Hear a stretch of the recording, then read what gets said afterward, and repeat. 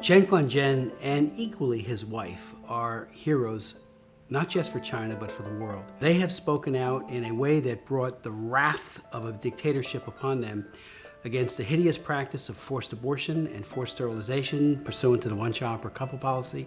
Authorities first opted to imprison him on fairly ludicrous charges, and it really sort of escalated from there. I mean, he clearly was not going to back down, and among their tactics was holding him under house arrest for 19 months, along with his wife and their young daughter.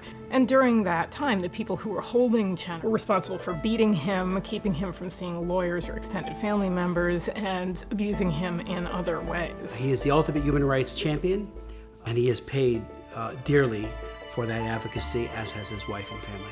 One of China's leading human rights dissidents escaped from house arrest and is believed to be with American diplomats in Beijing. Despite speculation that Chen Guangcheng has found refuge in the U.S. Embassy, there's no official word tonight from either side. For a blind human rights self-taught lawyer to make a daring escape under the watchful eye of thugs is the stuff of legend. The moment when we knew that they were in a car on the way to the airport, I was actually standing in my backyard in suburban Maryland with my beautiful little boy, who's almost exactly the same age as their daughter, and somebody called me to tell me that they were in motion, and it was very exciting to think that they would be able to tell their story. Do you regret speaking out? I mean, given all you've been through, do you regret speaking out? 不会后悔的。 No, I have no regrets.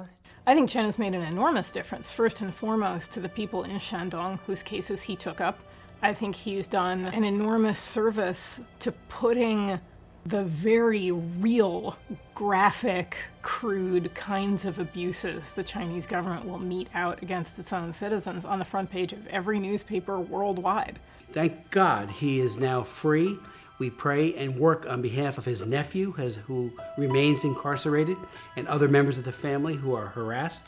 This is a lifelong commitment both for them and their families, who continue to suffer all sorts of repercussions, and yet they carry on.